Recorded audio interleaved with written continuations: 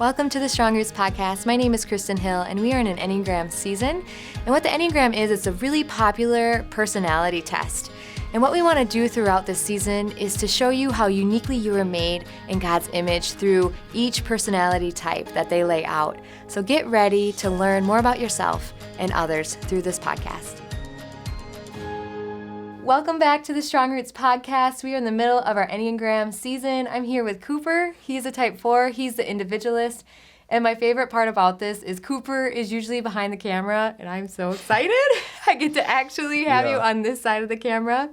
But for those of you who don't know what a 4 is, they are described as they live for connection and relationships, despite their beliefs that they don't belong. And Cooper is one of those unique people where he truly fits two numbers. He is a 4, but he also can relate a lot to 8. So he's going to be answering the questions as honestly as possible. Yeah. So I just wanted to preempt that. So if there's hardcore 4s watching, they might differentiate a little bit. Would you say Agreed. That's true? Absolutely. Cool. You ready? Yeah.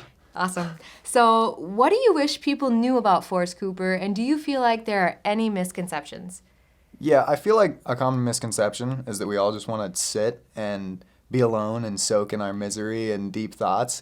I mean, maybe for some 4s, like that may be true, but like for me, I feel that if you find your identity in being different from everybody else, then yeah, I could see how you'd want to be alone and sit alone and be sad. But like, I feel like that could be unhealthy if you let that bring you to a dark place, you know, feeling like excluded from everybody else. That could definitely push you to be alone. But at least for me, like, I love being around people. So like that's a common misconception. Like, people are just like, oh, Cooper wants to be alone and he's deep and dark. But like, I love being around people. Like, I really do. And right. I feel like, yeah, people misunderstand that.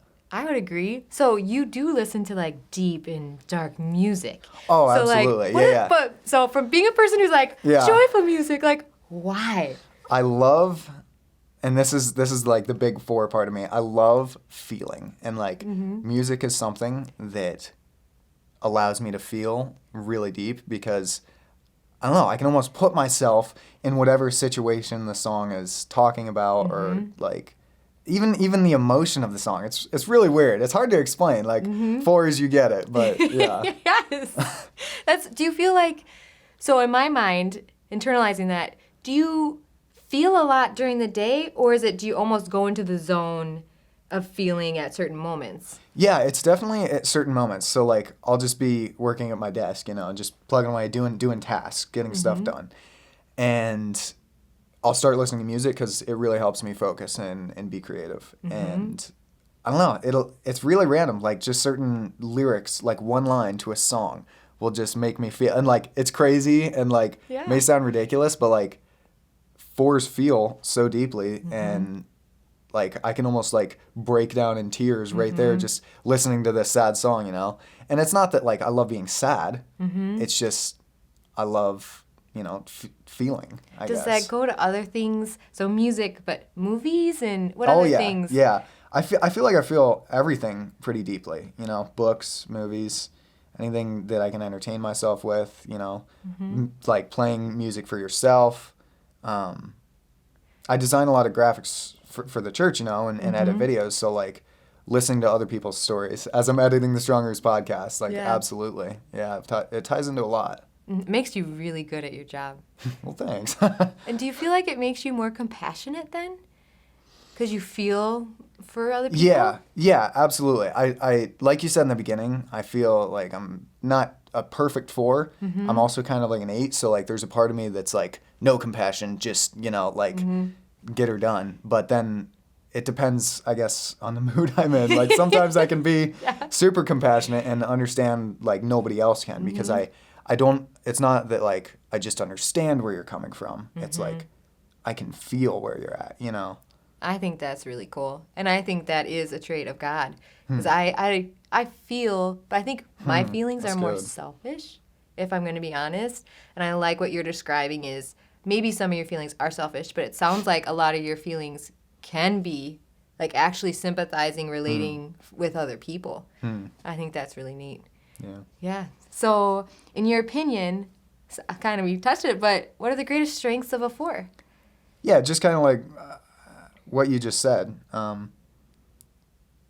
feel like I can understand, like a lot of other personality types have a hard time doing.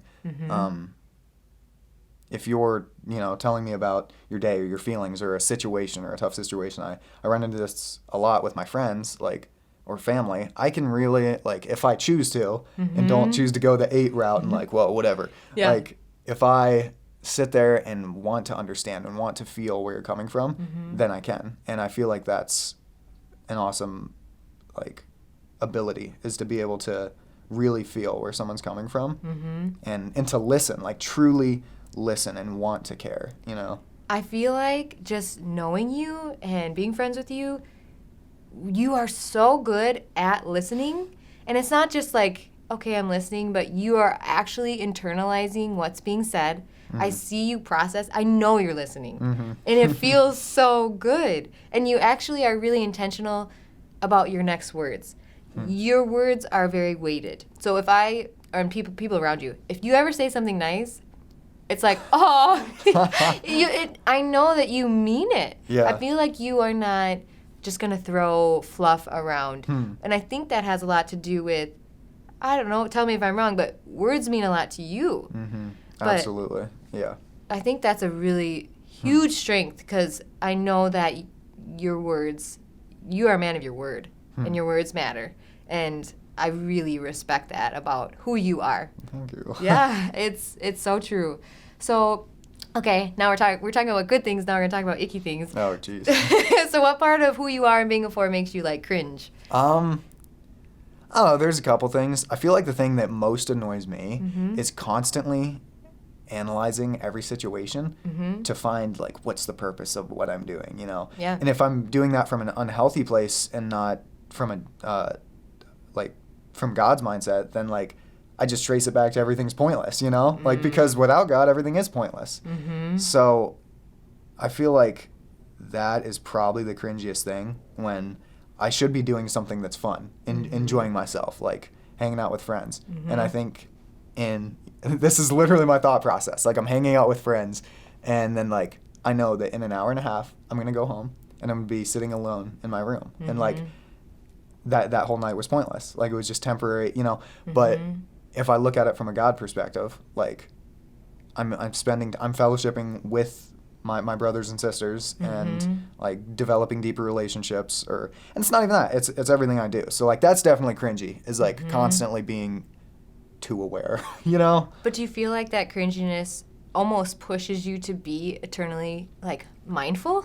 Yeah, it absolutely like can, if I let it, go there. But if it's easy to just kind of, I feel like that's where the despair, like stereotype of a 4 comes in, because we're always analyzing what's the deeper meaning behind this. And if you don't rely on God and say, okay, there is a deeper meaning and it's actually like meaningful, then like if you don't do that, you're going to be all sad and depressed. And who were you before Christ? I think my personality didn't totally develop for me to answer that super accurately according to like the Enneagram, but like I was definitely just sinful. Like, my core sin, I would say, was lust and envy, which like the 8's core sin is lust and the 4's core sin is envy. So definitely those two things ruled my life. Yes.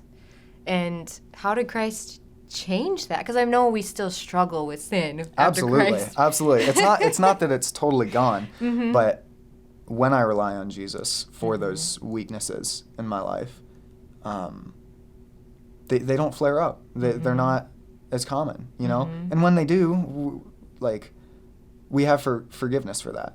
And it's not a reason to live in that, but the forgiveness is something we can like rejoice in and be like, there's purpose in this, and I have freedom from it, Absolutely. And we all fall short of God's glorious standard all the time, not just before Christ, after Christ. Yeah. And it's such, like you said, there's so much freedom in that statement alone that it just brings us back to the gospel. Like, when we do start resorting back to our old ways, it's like His grace is new every single day. Yeah. And it's I think, I don't know about you, but it's easy as a Christian to feel like, now I have to be perfect. Yeah, absolutely. And definitely for fours, it's hard to see His grace is new every day because we get on a repeat track. You know, it's like, and we get bogged down with all of those mistakes we have made and like who we were or the thing we did yesterday. You know, and we're like, how can I be somebody else? You know, how does Jesus say that I'm somebody else? Like, I still mess up. You know. And you probably feel it. Oh yeah, absolutely. Like that's the issue is that we don't feel right with God, even though God says we are right with Him. Ooh. But I feel like on the flip side, that makes you a real powerful force for the kingdom when you are healthy. Right. Yeah, exactly. Like when you believe and when you feel like, and that shouldn't run your like relationship with God is feeling it, like because then there's going to be dry seasons where you don't feel it. And that's just something that I need to learn and continue to grow in is even when I don't feel like worshiping God or be like following Him, like, or that He wants me and that I'm forgiven, even when I don't feel those things, I need to remind myself of the truth. So good. And I think any number can relate to that. That was really powerful. So how does being a 4 affect your relationship with others, Cooper, and also with Jesus? Kind of touched on this. I think it can be a negative, like absolutely affect relationships negatively because I think 4s tend to be a little more sensitive because they feel. So like if you hurt a 4, like they're gonna feel it.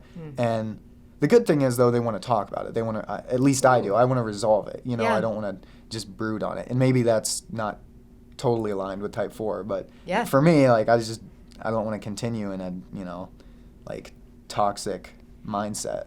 You're very confrontational. Yes. In a good way. Yeah. You're not confrontational from what I know of you in a, I want to hurt someone or I want to bulldoze over someone.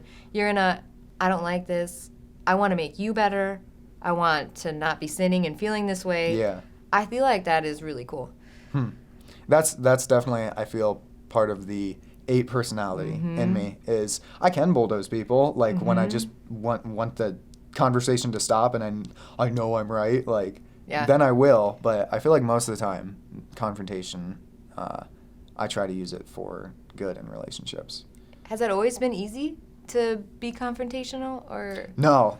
Prior to working here, I was extremely sensitive to anything. Like back in 4th grade, I don't know, I went to the principal's office a couple times for doing stupid stuff and every time the principal, like I wasn't in that much trouble, but they'd just sit down and like have a conversation with me and I would just lose it. I'd start bawling just because of the authority figure and confrontation and I hated it.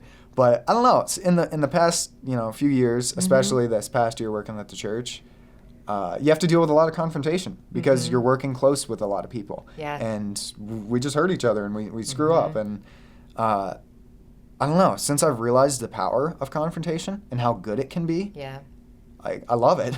Yes. It's great. Yeah. True. Do you revert back to your old ways around family or people that, I guess, like you said, you started working at church, confrontations were brought in your life. Have you brought that over to your old areas of life, or has that been harder? My family like still lives in Pennsylvania, but when they have been around, I don't know. I feel like I'm still pretty confrontational around my family. Yeah. Maybe even more so than everybody else because it's like this new thing that I've discovered. Yeah. How they receive it? Not great. Like last time, and that's me learning how to properly confront, you know? Because like I said, I can just bulldoze and like classic example, my parents were visiting in Indiana just like not that long ago. And my mom was telling me about something and, I disagreed and I wasn't like super like rude. It was just my confrontation was not as like presented softly as it could be. And I'm learning like how to do that with different people. Like some people I can be very blunt, but with others like you need to kind of feel that out. Yes. Like what is the best type of confrontation right now? Yes. That's a really good example. And I think the saying treat others the way you want to be treated only goes so far. Because even just working with Yeah, because I want people to be blunt with me, but like if I go and do that to everybody, they're going to be like, you're attacking me. Like, stop. Yes. It's so true. And I Yeah. think this is why this is so helpful. Because we need to know how each other think, operate, feel. I think I'm really glad I'm interviewing you because I actually don't know that many fours, even though Yeah. you're not the typical four. But I appreciate it.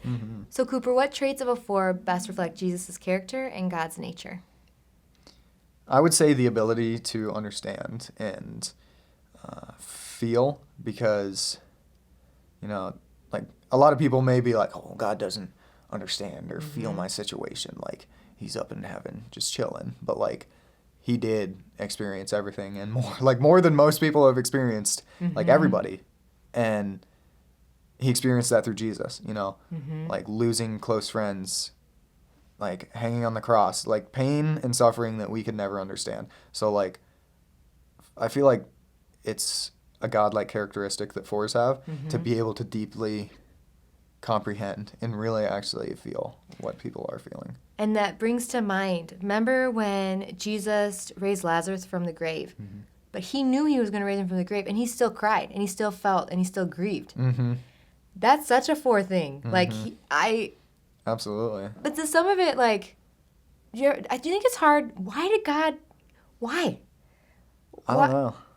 Like. Yeah, I've heard with that specific scenario, like, he was crying over the fact of people's unbelief. Ooh, that's good. And maybe, too, just crying for his friend. And maybe he was crying for the, because he understood the feelings that Lazarus' friends and family were going through. And he was a friend of Lazarus. So, like, he might have just been crying that his friend died, even though he knew he was going to raise him from the dead. Like, How much more do you love God knowing that he's gone through and feels the way we do? Yeah, it absolutely makes him less of, like, this, like, omniscient, like, policeman upstairs. Like, it brings him close. And, I don't know, you can talk to him about stuff because he understands. Like, that's something else. Like, God will absolutely listen to us, And I feel like that's something fours are good at, is listening. Yes. And God, he listens and rarely interrupts. Even though he should. I feel like you should. I know. Like, say something, please. But I feel like you're good at that too. Because you want to take in everything. Yeah. To make sure that you are able to respond in the way you should. Yeah, I feel like that's definitely something that didn't come natural. That was God. Like, that I want to interject and I want to have something to say. Literally last night I was texting a friend and, like, I was typing out, I had this text typed out and I was like, no, like, Cooper, like, he doesn't want to hear all the things you should do. Like, just say you understand. Like, say, yeah, I feel you, Yeah, like, how'd that go? Great. It was awesome. Do you feel like that? How did you know? I don't know, Holy Spirit inside me. Yeah. Because, like, I was, like, all ready to send this text, like, this is what you need to do, and, like, you'll be fine, and, like, and I was like, that's not what he needs, because he knows all that. And I think the reason that, like, also, like, Holy Spirit helps me see that, but I also understand because I've been in his position, and I've had people telling me all these things you can do, and I just reflected back to that moment and that feeling of, like, I don't want to hear instructions. I want you to say, I hear you. And, like, you're strong. Like, yeah, you'll get through this, or whatever. That's whatever situation. So true. Because it is abrasive when someone gives you advice, when you open your heart and share what you're going through, and someone tells you what you need to do. Right. Yeah, I just feel like it's... I don't know, there can be a lack of grace in that. And there's obviously times where you need to, like, listen, buddy. Like, you need to... But there are times for that, but I don't know. I agree. Be led by the Holy Spirit in those moments. Absolutely. Because I agree with your second point, too. It's truth and love.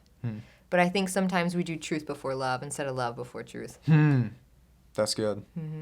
So I think I love that about fours. That is so good. So anything you want to say, anything you would... I don't know, that you've learned about yourself through this whole process that you'd want to share, or other people who maybe don't understand your type that you'd want to bring more insight into? Oh, jeez.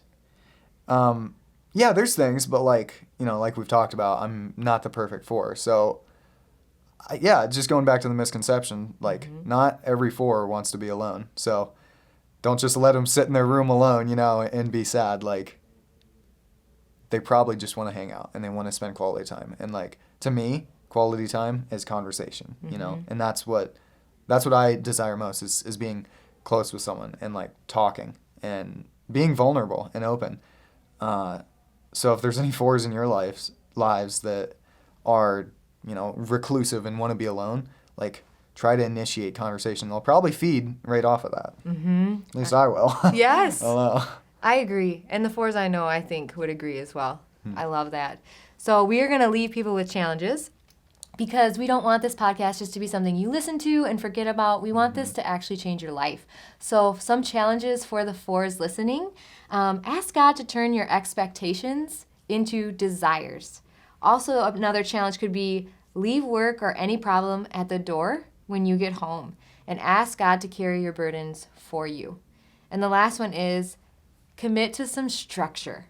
You'll find you experience more creative freedom with godly guidelines. Now, Cooper, what challenge do you want to take? Definitely the last one. Yes? Yeah. Why? Because I, by nature, am not organized. And, like, especially in the creative process, I just want to send it and not have a schedule. But, like, Yes. I've been really working hard lately to develop a schedule. And, like, even in my work life, this is for every area of your life. But for me, in my work life, I need to have a schedule, a specific, like, laid out time when I do things.